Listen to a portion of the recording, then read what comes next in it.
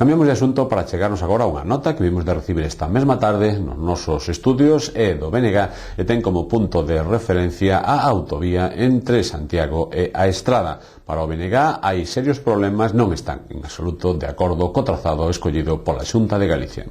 A nota di textualmente que dende o BNG da Estrada congratúlanse de que a autovía Santiago a Estrada teña avisos de continuidade ata o noso concello, xa que non deixa de ser paradóxico e curioso que hoxe a autovía chamada Santiago a Estrada remate no concello de Teo.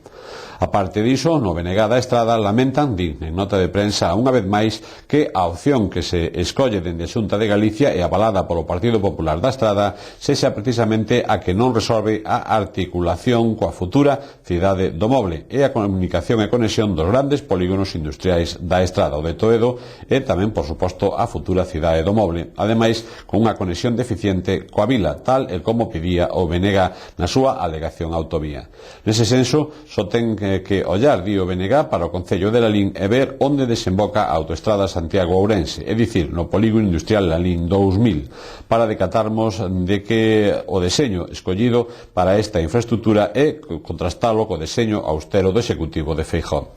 O Partido Popular, como pasou coa cidade do Móvel, escúdase en cuestións medioambientais e opta polo trazado que máis repercusión vai ter nos terreos productivos do Val do Bea, entre outros, no canto de escoller un trazado por terreos e monte forestal con menor impacto económico para os veciños afectados.